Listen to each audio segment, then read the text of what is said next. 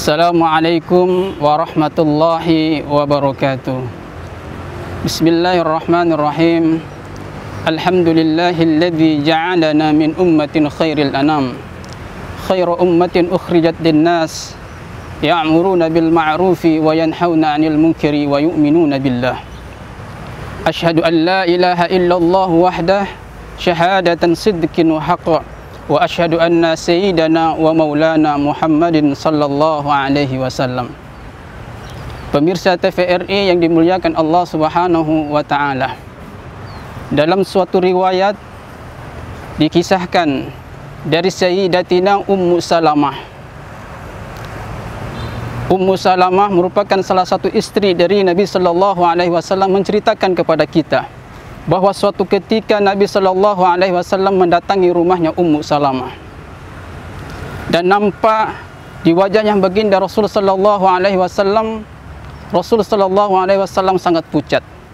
Maka bertanyalah Sayyidatina Ummu Salamah, "Ya Rasulullah, ya Nabi Allah, apakah engkau sedang sakit?"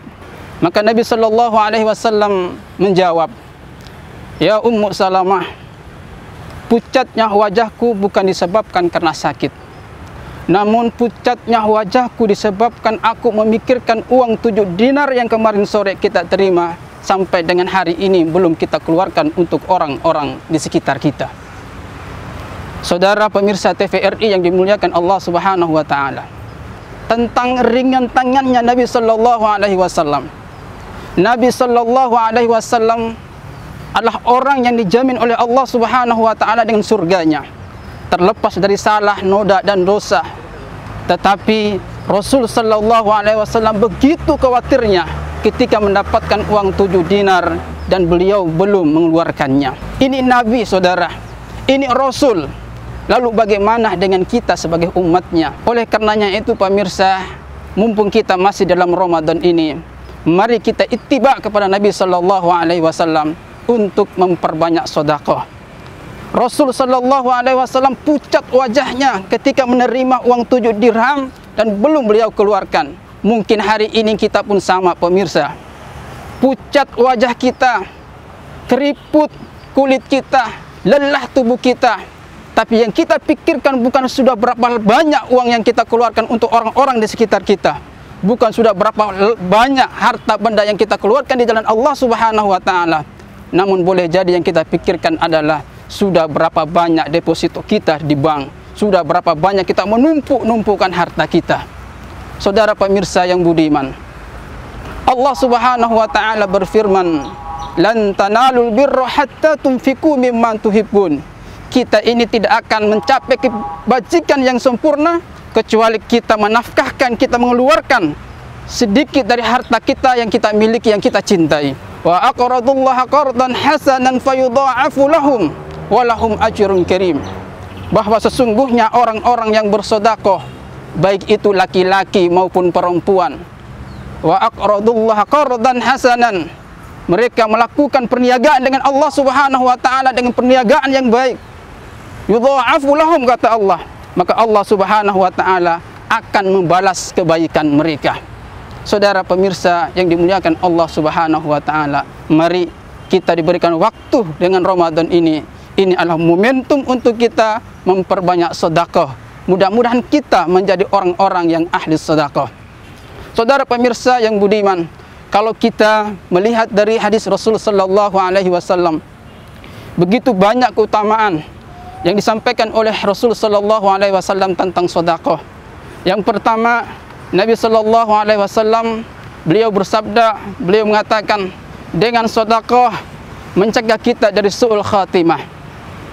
Kita ini pemirsa, hampir kita semua menginginkan mati yang baik, mati yang husnul khatimah. Kita tidak mau su'ul khatimah. Kalau ingin husnul khatimah, mari perbanyak sedekah. Sebagaimana baginda Nabi sallallahu alaihi wasallam bersabda, "As-sadaqatu tamna'u mitatas su'." Sedekah itu bisa mampu mencegah kematian yang su'ul khatimah. Keutamaan yang kedua pemirsa, Nabi sallallahu alaihi wasallam menyampaikan kepada kita, kalau kita ingin dipanjangkan umur kita, dijauhkan dari bala, musibah dan bencana, maka perbanyak sedekah. Nabi sallallahu alaihi wasallam bersabda, "As-shadaqatu taruddul bala wa tutawwilul umrah." Sesungguhnya sedekah itu menolak bala dan memanjangkan umur seorang hamba.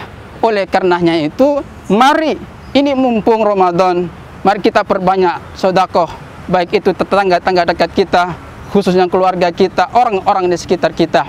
Sedangkan yang ketiga, Rasul sallallahu alaihi wasallam menyampaikan, kalau kita ingin hidup ini bahagia, dijauhkan dari keburukan-keburukan dunia, maka perbanyak sedekah. Rasul sallallahu alaihi wasallam bersabda, "As-sadaqatu tasuddu sab'ina babam minas su'." Bahwa dengan sedekah kita ditutup oleh Allah Subhanahu wa taala dari 70 pintu keburukan. Bukankah kita setiap hari berdoa kepada Allah Subhanahu wa taala, "Rabbana atina fid dunya hasanah wa fil akhirati hasanah wa qina adzabannar." Kepingin hidup di atas dunia ini hasanah, yang baik-baik saja. Begitupun di akhirat kelak. Kalau pingin hidup yang baik-baik, perbanyak sedekah. Agar dengan sedekah itu Allah Subhanahu wa taala menutup keburukan-keburukan untuk kita. Pemirsa yang budiman, sekali lagi saya mengajak, mumpung kita masih diberikan Ramadan oleh Allah Subhanahu wa taala, ketika Allah Subhanahu wa taala memberikan sesuatu kepada kita, maka gunakan kesempatan ini dengan sebaik-baiknya, dan mudah-mudahan akhir dari kehidupan kita menjadi hamba-hamba yang husnul khatimah. Aqulu qauli hadza wallahul muwaffiq ila aqwamit thoriq. Assalamualaikum warahmatullahi wabarakatuh.